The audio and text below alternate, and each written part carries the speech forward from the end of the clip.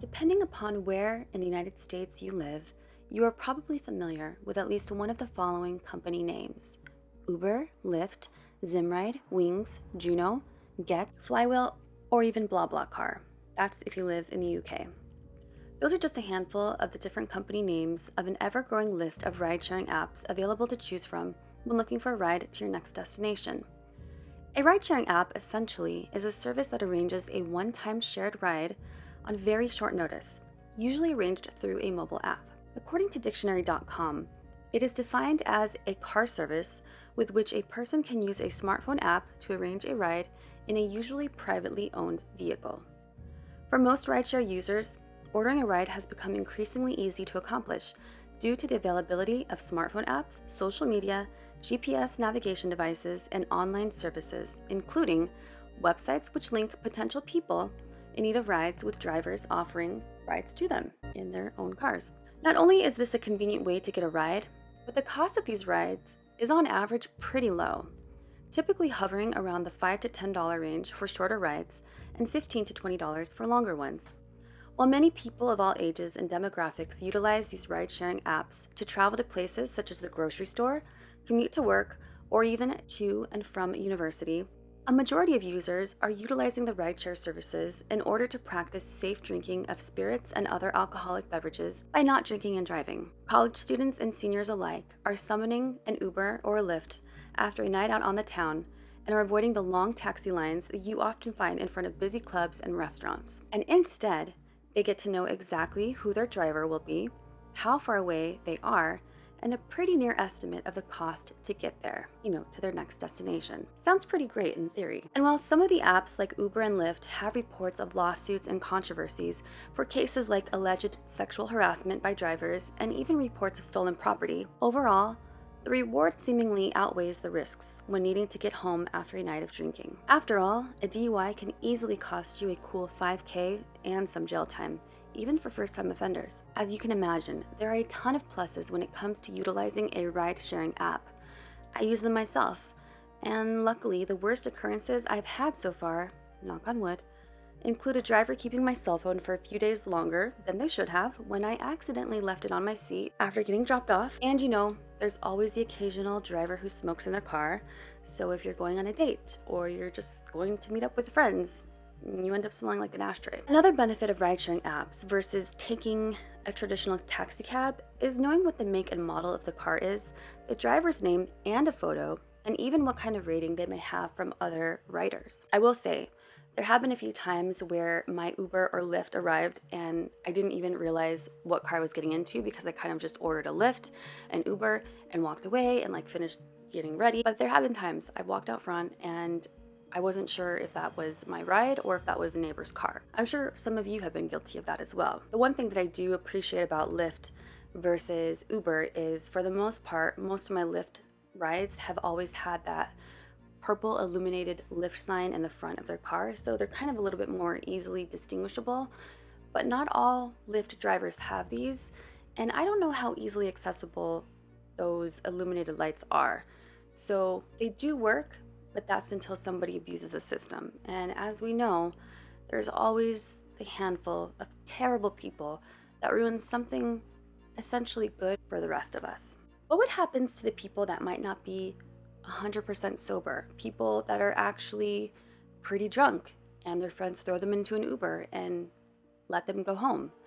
What happens to the person who's too intoxicated to realize who their driver is? What about the person who has a cell phone with a dying battery? Say they had enough battery to order a Lyft or an Uber, and maybe even enough battery to tell their significant other what car they're going to be getting into and how far away they are.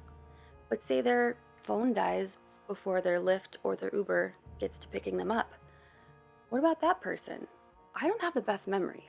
I have really good long-term memory, but my short-term memory is terrible. This is not something I have ever really given much thought to prior to last Saturday. This is a horror that Samantha Josephson faced on March 29th, 2019, after she unwittingly, accidentally got into the backseat of a car she thought was her Uber ride. The footage you see on the screen is the last footage we have of her alive. The car she entered turned out to belong to that of a cold-blooded killer, allegedly. I say allegedly only because there has not been a conclusive trial yet. Today we will be talking about her case and also what changes lawmakers are trying to pass in order to prevent this tragedy and heinous crime from occurring again, as well as some very important tips on how you can be a more cautious and informed traveler. Hey guys, welcome back to my channel, or if you're new here, welcome. My name is Amber, and today I want to talk to you guys about a very recent and extremely tragic case that happened over the weekend. I do not typically like to cover cases that are this recent, or not 100% concluded yet. However, there is a very big lesson that we can take from this incredibly senseless and tragic death. I would also like to mention that I did intend on posting this video yesterday, on Wednesday. However, while I was finishing up the edits on Tuesday, I saw that Samantha was to be laid to rest, which was Wednesday. And out of respect for Samantha and her family, I decided to wait on uploading this video until she was laid to rest. So today's Thursday, she was laid to rest yesterday. Samantha Josephson, also referred to by her loved ones and family as Sammy, was born in 1998 in Princeton, New Jersey. She graduated from Robbinsville High School in 2015 and was described as a vibrant young woman with an infectious smile and a contagious laugh. As of March 2019, she was 21 years old, a political science major at the University of South Carolina, and also a proud member of the Alpha Gamma Delta sorority. She has been described by many of the people that knew and loved her as a sweet and caring girl who had a personality and a presence that lit up the room, and everyone was automatically happier when she was there. Samantha was a bubbly, loving, kind woman who was full of life and who had a plan. She worked hard, she was graduating college in June, and had plans to attend Drexel University School of Law.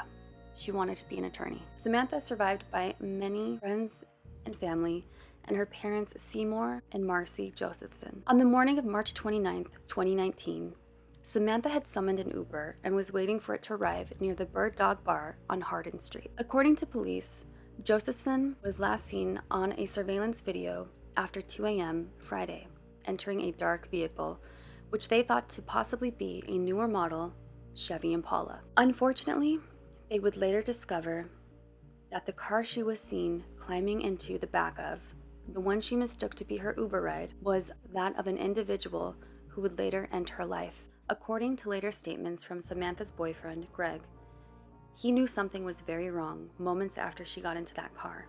He says, and I quote, "I was on the phone tracking her through all of this to make sure she got home safely, and I immediately knew there was something that was wrong. Unfortunately, I was 2.5 hours away. I would do anything to go back." End of his quote. Samantha never returned to her downtown residence, and repeated calls from her worried friends and family went unanswered. Her roommates grew worried the next morning and called Columbia police around 1:30 p.m. on Friday to report her missing.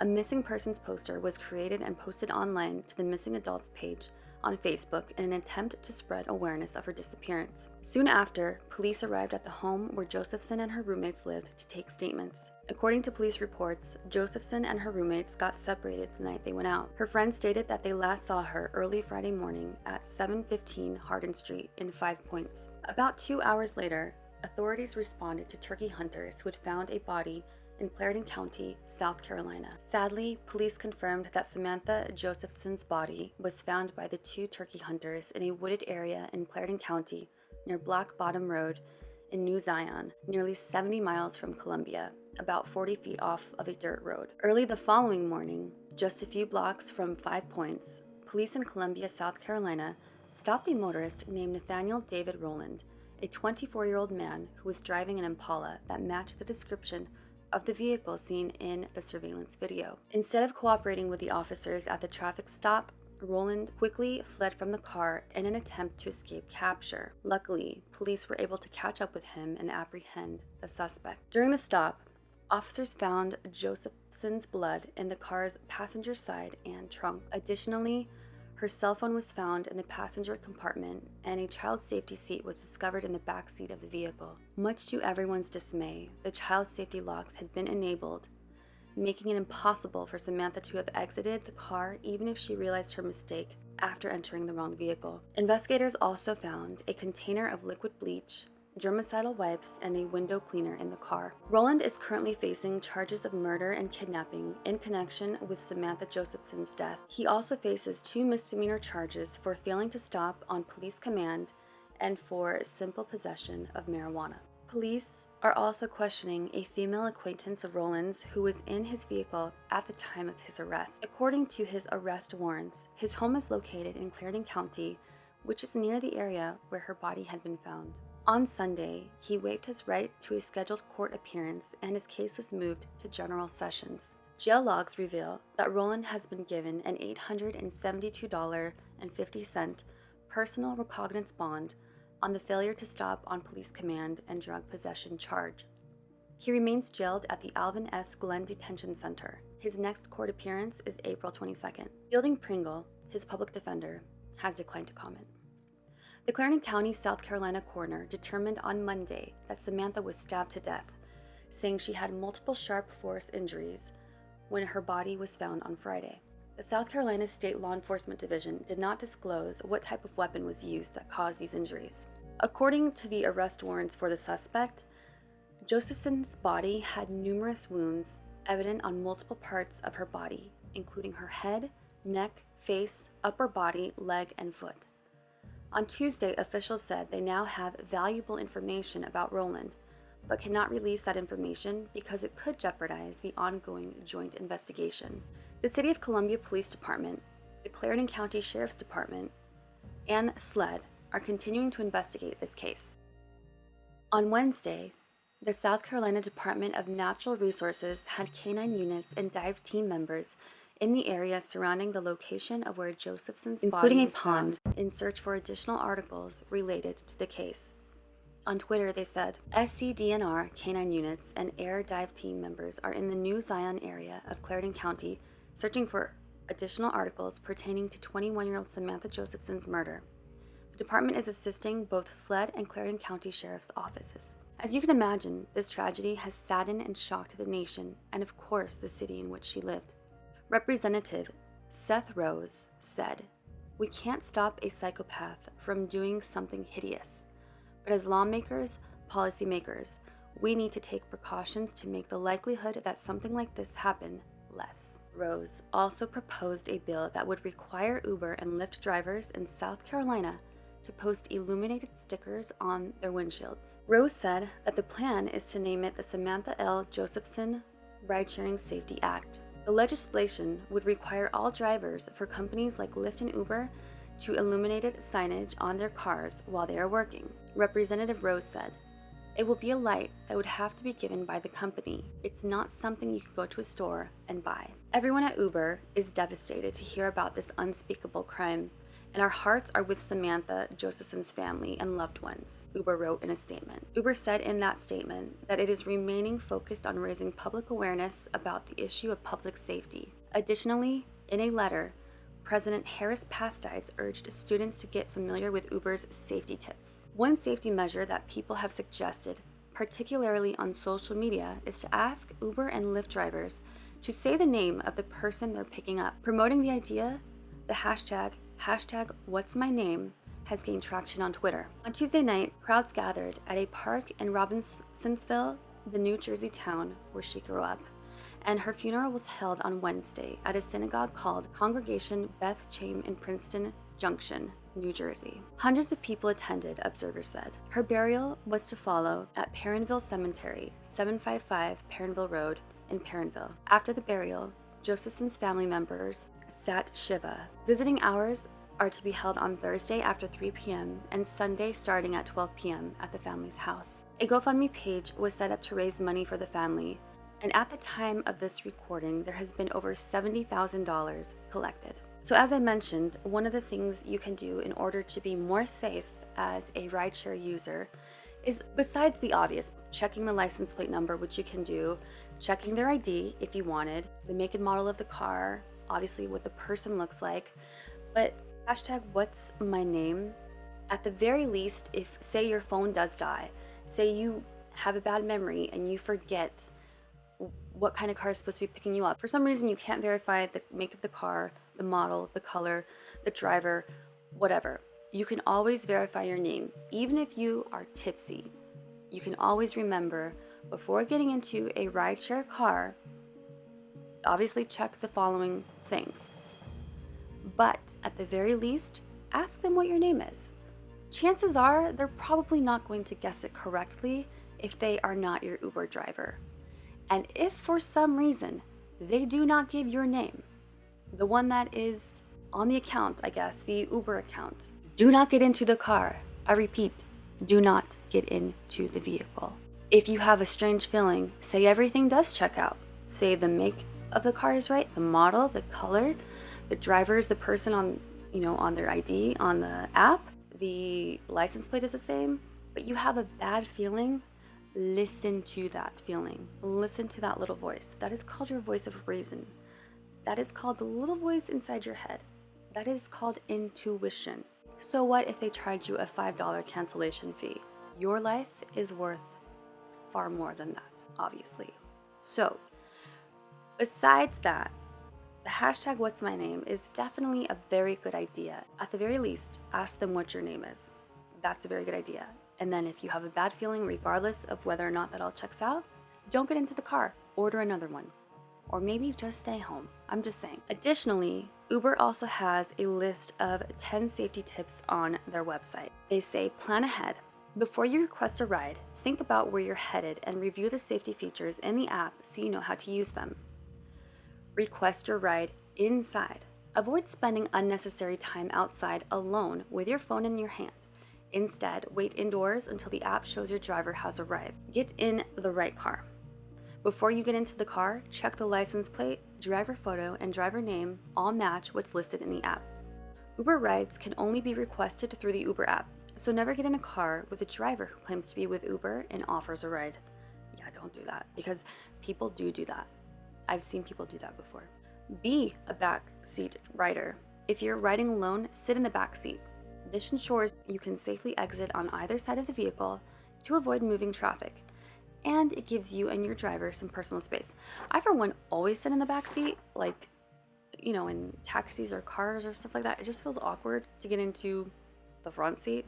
I don't even care if it was like a regular taxi cab. Like, that just feels awkward. Ugh, no, I don't like to sit near people. Like strangers, no. Buckle up. The CDC reports that seatbelt use is the most effective way to save lives and reduce injuries related to car accidents. Share your trip details with a friend. While en route, tap Share Status in the app to share your driver's name, photo, license plate, and location with a friend or family member. They can also track your trip and see your estimated time of arrival, your ETA, without downloading the Uber app. Doesn't matter if it's 5 minutes away or 50 minutes or 5 hours or whatever. Always tell somebody. I always screenshot like my driver, the car, and like my estimated time of arrival to the location to like whoever I'm going to see, because hi, I'm Amber. I have a true crime YouTube channel. I'm paranoid. You know what I mean? So always do that. And if you can share your status and they can have a minute by minute, second by second update of your location, and they don't have to download the app, that's very, very useful and very smart. Protect your personal information. There's no need to share your phone number or other contact info with your driver.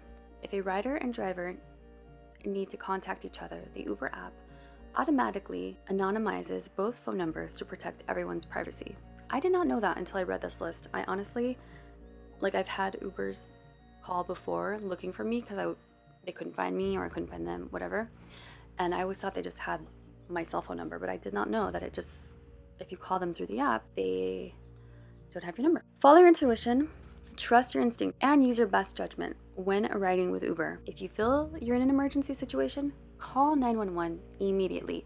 And also, I know this is true for iPhone users. I don't know how new the phone has to be, but I think probably iPhones at least 5, 6, 7, 8 up. If you are in an emergency situation and you cannot discreetly call 911 and you don't want to draw attention to your phone, or you don't have time to unlock it to call 911, or not unlock it, but even just hit the screen. You know how sometimes those touch screens can be a little temperamental. Press and hold the side button and one of the volume buttons simultaneously until the emergency SOS slider appears. Drag the slider to call emergency services, or continue holding down the side button and volume buttons to send the call automatically. It also states that you should always be kind and respectful to your drivers, as outlined in their community guidelines, and to always give feedback on your trip. Your feedback helps for Uber to improve the experience for everyone.